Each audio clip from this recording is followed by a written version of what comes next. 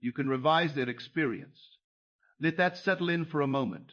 Not just your own past, not just your own memory of an event, but the experience another person had, the suffering they endured, the loss they remember, the hurt they carry. You can revise it. You can go back into the memory, into the very structure of consciousness itself, and alter what happened to them. And in doing so, you will find that their present reality shifts, their behavior toward you and toward life changes, and the wound you saw in them begins to heal, as if it never existed in the way you once knew it. This is not theory. This is not metaphor. Neville Goddard declared it plainly and demonstrated it repeatedly. He told us that revision is not limited to our own autobiography, because there is no such thing as a separate autobiography. There is only one consciousness, and you are it. And because the world is yourself pushed out, every person you encounter, every story you hear, every pain you witness, is a reflection of your own consciousness, which means you have the authority, the creative power, to revise not only what you experienced, but what they experienced, to lift them out of the past that binds them, to rewrite the script they have been living from. This is not manipulation. It is not control. It is love in its deepest form. It is the recognition that consciousness is one, and that you are not a passive observer of other people's suffering. You are the operant power in your world. And if you can imagine a different past for them, a different memory, a different story, and feel it as true, you will see the evidence of that revision unfold before your eyes. You clicked on this episode because something in you it was possible. Maybe someone you love is trapped in a memory. Maybe they speak of it often. Maybe their whole life has been shaped by a single event, a betrayal, a trauma, an accident, a loss. And you have wished deeply that it had gone differently for them, that they had been spared, that the past could be undone. And I am here to tell you it can be, not in some distant healing that takes years, but now, in imagination, in consciousness, because consciousness is the only reality, and imagination is the true substance of all that appears in time. Let me welcome you properly. If this is your first time here, you have arrived at a place where the teachings of Neville Goddard are not treated as motivational content, but as the deepest spiritual and psychological truths ever given to man. This is not a channel about wishing or hoping. It is about knowing, about assuming, about daring to enter the wish fulfilled and remain there until the outer world conforms. Today we are going to go deeper into one of the most profound and least understood aspects of Neville's teaching, the revision of another person's experience, how it works, why it works, and what it reveals about the true nature of reality and your place in it. Stay with me. Every word here is for you. Let us begin with the principle itself, the foundation upon which everything else rests. Neville told us again and again, consciousness is the only reality, not matter, not circumstances, not the past as some fixed, unchangeable fact. Consciousness. And consciousness is yours, not in the sense of possession, but in the sense of identity. You are consciousness. You are awareness. And everything you perceive, every person, every event, every memory exists within your consciousness, not out there, in here, in you.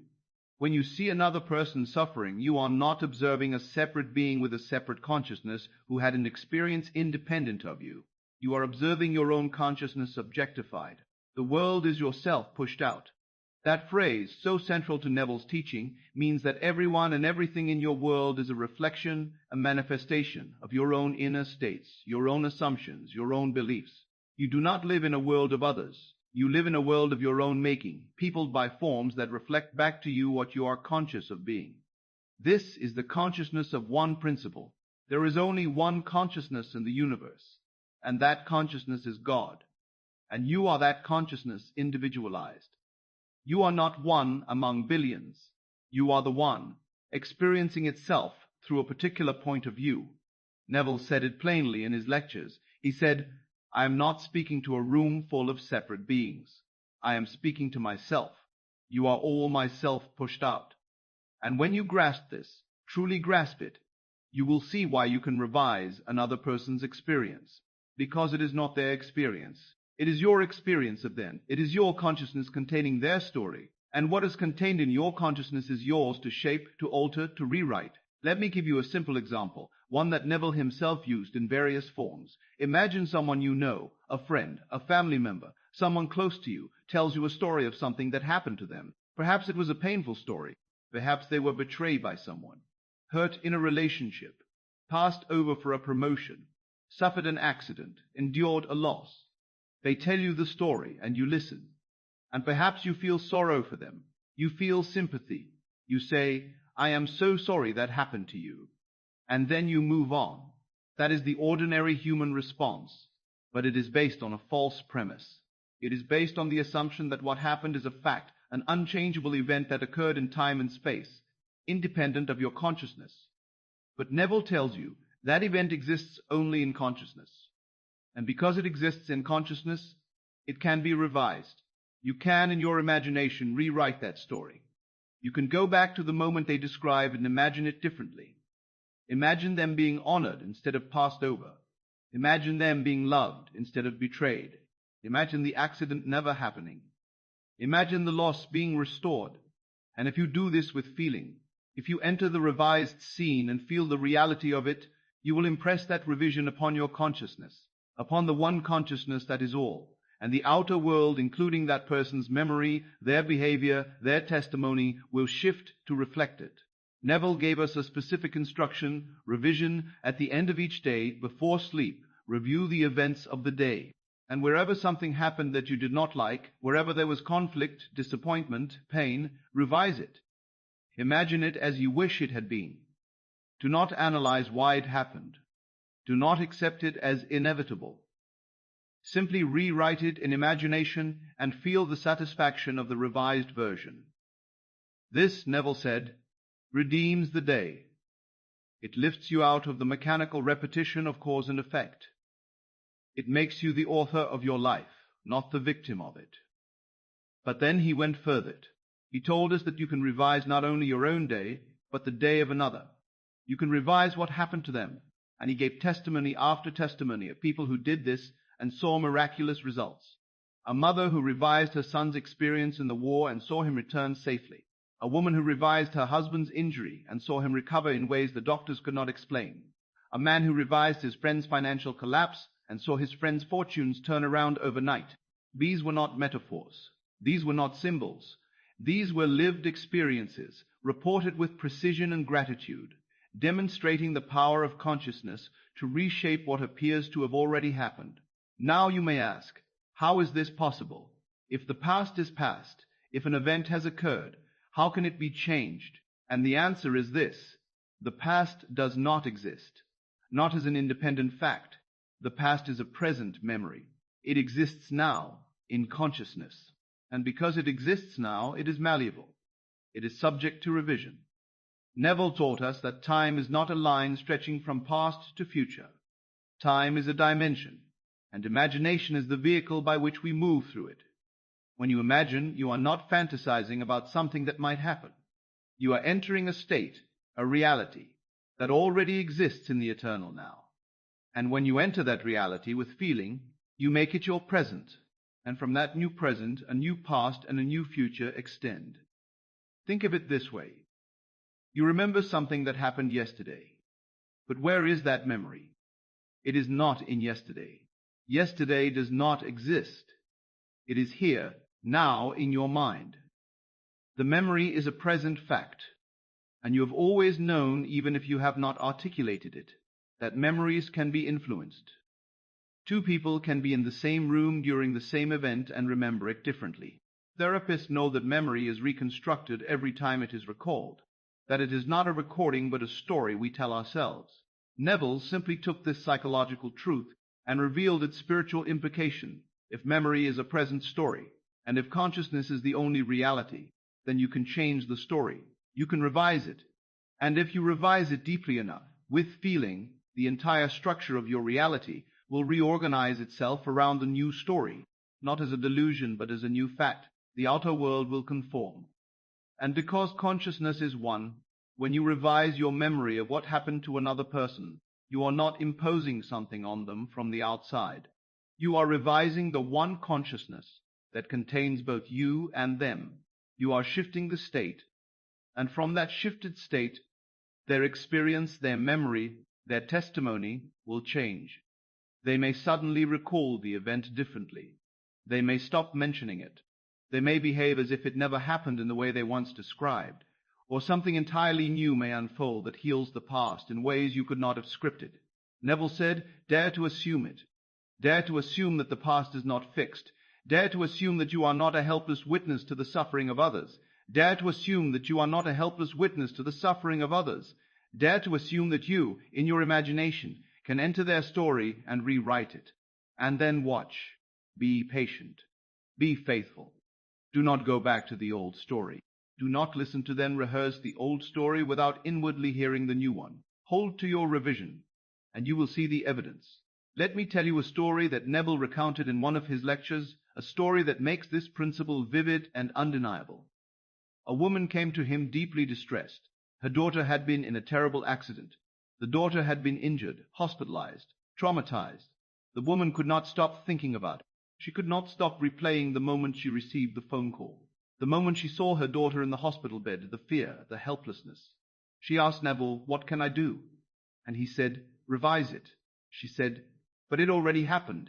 He said, it happened in consciousness. So change it in consciousness. Go back in your imagination to the moment before the accident. See your daughter safe. Hear her voice, happy. Whole of relief that the accident never occurred. Do this every night before you sleep. Revise it until the revision feels more real than the memory. The woman did as he instructed. Every night she would imagine receiving a different phone call. She would hear her daughter's voice saying, I am fine, I am safe, nothing happened. She would imagine the whole day differently. And she did this with feeling, not as a wish but as a fact, as if she were remembering what truly happened.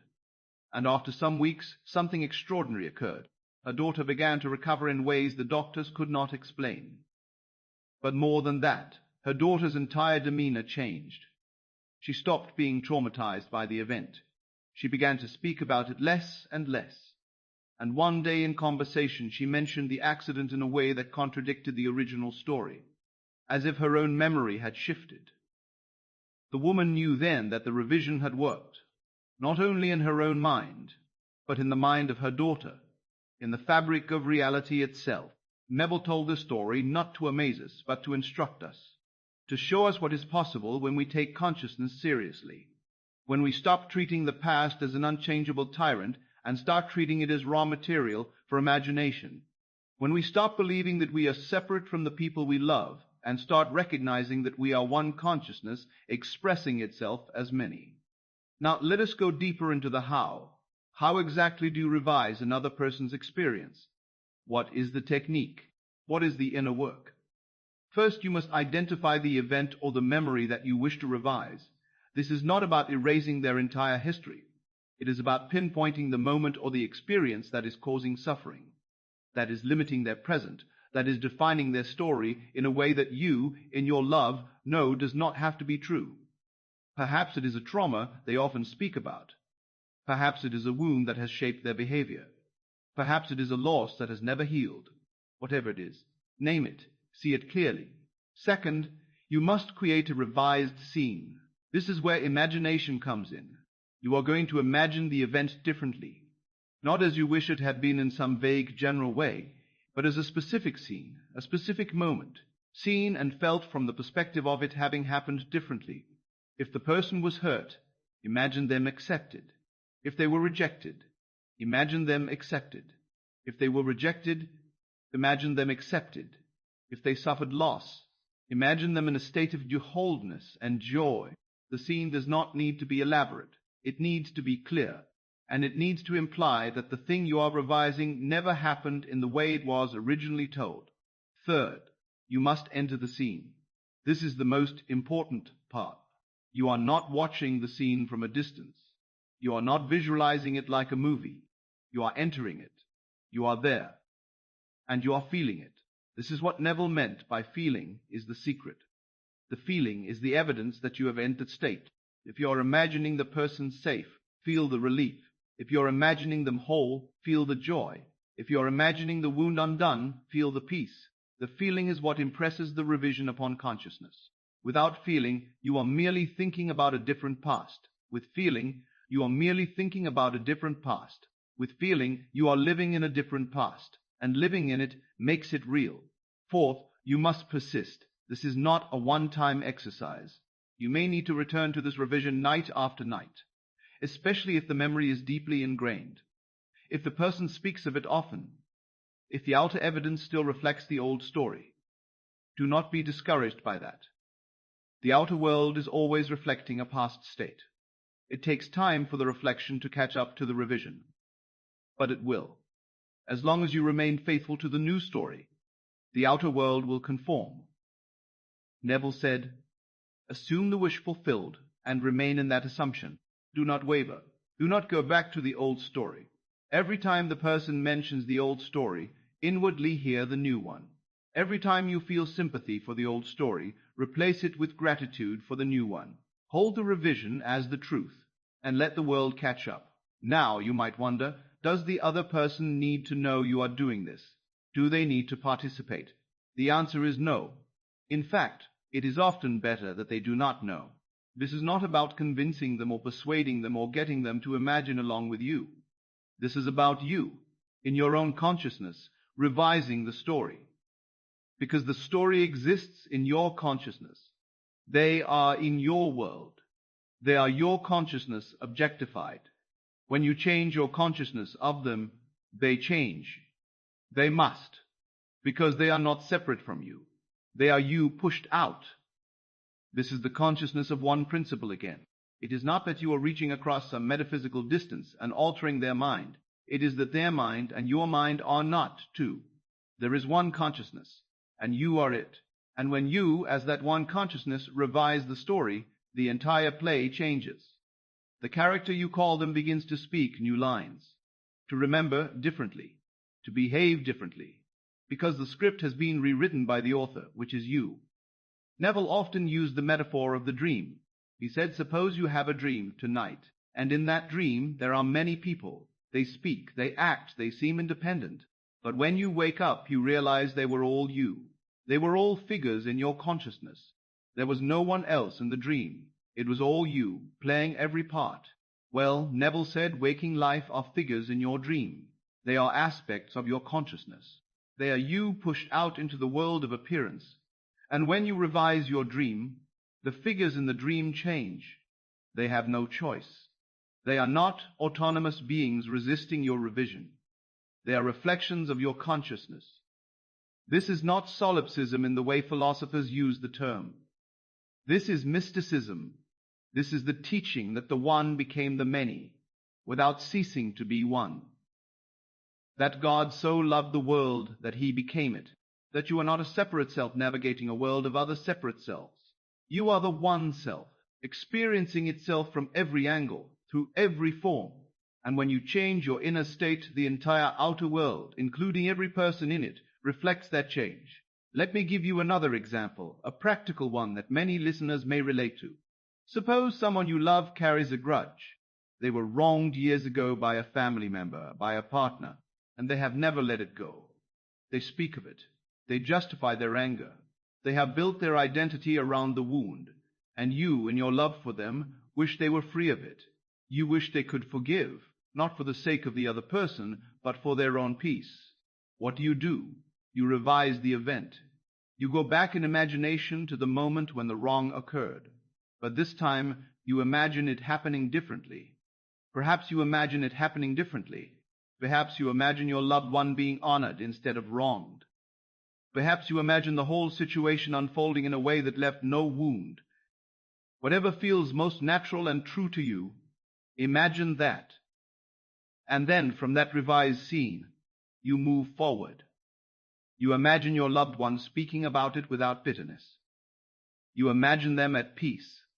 You imagine them at peace. You imagine them at peace. You imagine them at peace. You imagine them free.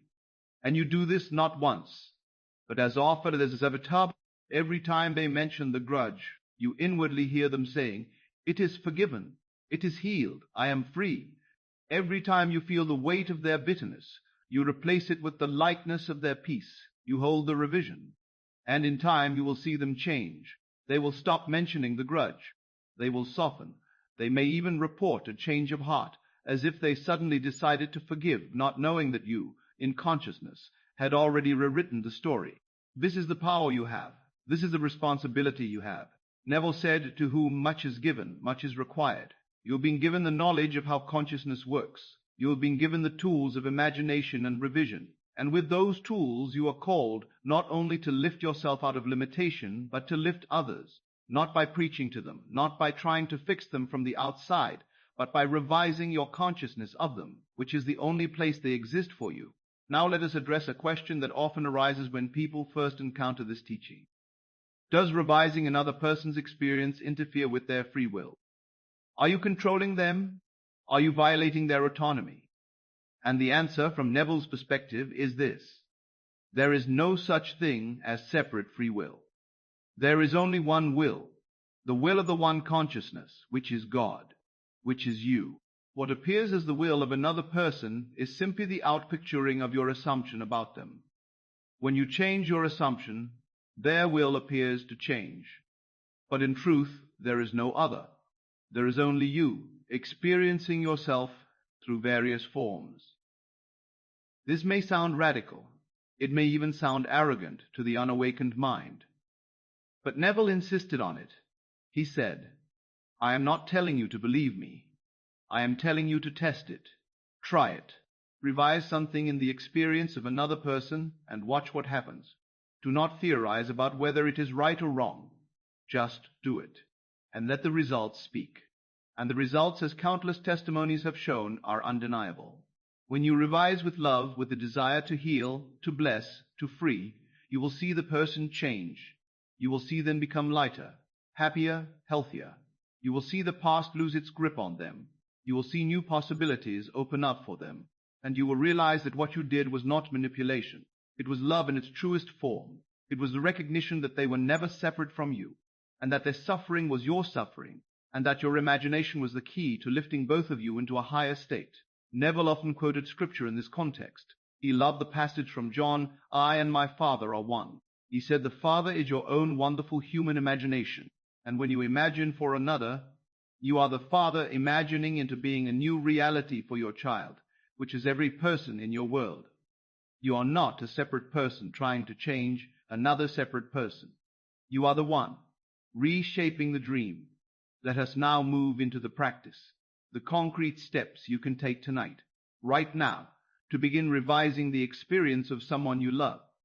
First, choose the person and the event. Who is it that you want to help? What is the story they are living from? What is the memory that binds them? Name it clearly in your mind. Do not choose a dozen things. Choose one. The more specific you are, the more effective your revision will be. Second, sit quietly and enter into a relaxed, drowsy state. This is the state Neville called the state akin to sleep, the state where the conscious mind loosens its grip, and the subconscious is impressionable. You do not need to be fully asleep. A subconscious is impressionable. You do not need to be fully asleep. You just need to be deeply relaxed on the edge of sleep, where imagination feels more real than the outer world. Third, construct your scene. Imagine the event as you wish it had happened. Do not imagine vaguely. Imagine specifically. See it, hear it, feel it. If it helps, imagine yourself there with the person, witnessing the revised event. Or imagine yourself hearing the person tell you the new story. For instance, if they were hurt in an accident, hear them saying, "I was protected, I was safe, nothing happened." If they were betrayed, hear them saying, "I was honored, I was loved, I am at peace." The words do not matter as much as the feeling they carry. Find the way of imagining that feels most natural and most true to you. Fourth, enter the scene fully. This is not a mental exercise. This is an inner experience. You are there. You are feeling it. If you are imagining the person safe, feel the relief flooding your body. If you are imagining them whole, feel the joy rising in your chest. If you are imagining them forgiven, feel the peace settling over you. The feeling is the confirmation that you are in the state. Without feeling is the confirmation that you are in the state. Without feeling, you are merely thinking about revision. With feeling, you are revising. Fifth, Release it. Do not cling to the scene. Do not obsess over whether it worked. Once you have felt the reality of the revised scene, let it go. Trust that it is done. Neville said, "It is done." Not "it will be done." It is done. In consciousness, the revision is complete the moment you feel it. The outer world will follow in its own time. Your job is not to make it happen. Your job is to assume it has happened, and then live from that assumption. Sixth, repeat as needed. If the old story resurfaces, if the person speaks of the original event, do not argue with them. Do not contradict them outwardly. Inwardly, hear the new story. Inwardly, return to your revision. Hold the line. Do not go back to the old assumption. Every time you are tempted to feel sorry for them, replace it with gratitude that they are free. Every time you are tempted to see them as wounded, replace it with the vision of them whole. This is the work. This is the persistence that produces results. Let me walk you through an example in real time, as if we were doing this together right now. Close your eyes. Take a deep breath. Let your body relax. Feel yourself sinking into the chair, into the bed, into a state of deep rest. Now, bring to mind the person you wish to help. See their face. Feel your love for them. And now, bring to mind the event, the story, the memory that you wish to revise. Do not dwell on it. Just acknowledge it. And now, let it go. Let the old story dissolve. And in its place, begin to imagine something new. Imagine yourself with this person. Perhaps you are sitting together. Perhaps you are speaking on the phone. Perhaps you are simply aware of their presence, and you hear them speaking to you. But this time, they are not speaking about the wound. They are speaking about something beautiful. They are telling you how good things are, how free they feel, how much has changed. And as they speak, you feel the truth of it. You feel the relief. You feel the joy. You know beyond any doubt that the old story is gone, that they have been lifted out of it, that the past has been redeemed. Stay in that feeling. Let it fill you. Let it become more real than anything in the outer world. This is not fantasy. This is a state of consciousness. This is a wish fulfilled. And because consciousness is the only reality, this state is the truth. The outer world will catch up. But in consciousness is the only reality. This state is the truth. The outer world will catch up. But in consciousness, it is already done. Now, take a deep breath, and carry that state with you. Whenever you think of this person, return to the feeling. Whenever they speak of the old story, inwardly hear the new one. And trust. Trust that the one consciousness is reshaping the dream. Trust that your imagination is the power of God moving through you. Trust that it is done. Now let us zoom out and see the bigger picture, the deeper spiritual meaning of this practice. Why does it matter that you can revise another person's experience? What does this teach you about yourself, about reality, about God? It teaches you first and foremost that you are not a victim. You are not at the mercy of circumstances or the past or the choices of others. You are the operant power. You are the creator, not in some distant metaphorical sense, but here, now, in every moment. The world you see, the people you encounter, the stories you hear are all your consciousness objectified. And because they are your consciousness objectified, and because they are your conscience, you can revise them. You can lift them into a higher state. This is what Neville meant when he said, "You are God, not a god among gods, but the one God, the only consciousness there is expressing itself as you." And when you revise the experience of another, you are not a human being manipulating another human being. You are God remembering itself, awakening to its own power, and using that power to redeem the dream. It also teaches you about love. True love is not sympathy. It is not pity. It is not the passive acceptance of another's suffering. True love is creative. It is active. It is the willingness to enter another's story and rewrite it in imagination, to see them not as they appear, but as they truly are, whole, free, divine. Neville said to love is to assume the wish fulfilled for another, to see them already blessed, already healed, already successful, and to hold that vision until the outer world reflects it. This is the love that casts out fear, the love that makes all things new, the love that recognizes no separation, no otherness, no boundary between your good and theirs. When you revise their experience, you are not doing them a favor. You are doing yourself a favor, because they are you. Their healing is your healing. Their freedom is your healing. Their healing is your healing. There is only one consciousness, and it is yours. And it teaches you, finally, about the nature of time. The past does not hold you. It does not hold it. The past is a present memory, and memory is subject to imagination. Neville often said, the future is the present pushed out. But he also said, the past is the present pulled back. And because both past and future exist in the present, in consciousness, you are always free to change them. You are not trapped in a timeline.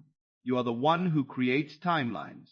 And when you revise, you are creating a new timeline, a new story, or creating a new timeline. And when you revise, you are creating a new dole. This is the promise of that, not that God will save you someday in some afterlife, but that you, as God, can save yourself and everyone in your world right now. You can enter the tomb of the past and roll away the stone. You can raise the dead. You can make all things new, not by force, not by struggle, but by imagination, by assuming it is done and feeling the reality of it. Neville loved to quote Paul, "Be ye transformed by the renewing of your mind." He said the mind is imagination. And when you renew your imagination, when you revise the story, you are transformed. And so is everyone in your world, because there is no separation. There is only one being, one consciousness, one God, and you are it. So I invite you now to carry this teaching into your life. Tonight, before you sleep, think of someone you love. Think of a story they are trapped in, and revise it. Imagine it differently. Feel it differently, and then release it. Imagine it differently, and then release it, in knowing it is done. Do this not as a technique, not as a method to get what you want, but as an act of love, an act of creation, an act of remembering who you are. And as you do this, you will begin to see the world change, not because the world out there is changing, but because the world out there is changing, but because the world in here, the only world there is being redeemed by your imagination. You will see people soften. You will see wounds heal. You will see the past lose its grip. And you will know beyond all doubt that consciousness is the only reality, and that you are the consciousness in which all things live and move and have their being. Let me bring us to a close with a single thought, a truth you can carry with you from this moment forward. You are not a separate person in a world of others. You are the one consciousness, dreaming itself into multiplicity. And every person you see, every story you hear, is a part of your own dream. And because it is your dream, you are free to dream it differently. You are free to revise it. You are free to rewrite the story, not just for yourself, but for everyone you love. You can revise their experience, not because you are powerful in the way the world thinks of power, but because you are consciousness itself, and consciousness is the only reality. The past is not fated. Both are present imaginal acts, and you are the one imagining. So tonight, as you lie down to sleep, do not review the day as it appeared. Review it as you wish it had been. And if someone you love suffered today, revise it. Imagine them safe, whole, blessed. Feel it, and let it go. And watch, in the days and weeks to come, as the outer world begins to reflect the inner revision. Watch as they change. Watch as their story changes. Watch as their past is redeemed. This is the power Neville gave you. This is the truth he lived and taught. And it is yours now, not to believe in, but to use, to test, to prove. Dare to assume it.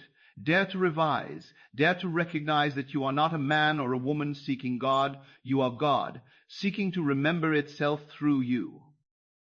And in that remembering, all things are made new. Thank you for being here. Thank you for listening. Thank you for being willing to assume the wish fulfilled, not only for yourself, but for everyone in your world. You are the operant power. You are the one consciousness. And what you imagine, what you feel, what you assume, becomes the world you see. Go now and revise their experience. And in doing so, you will discover that you were never separate from them. You will discover that their healing is your healing.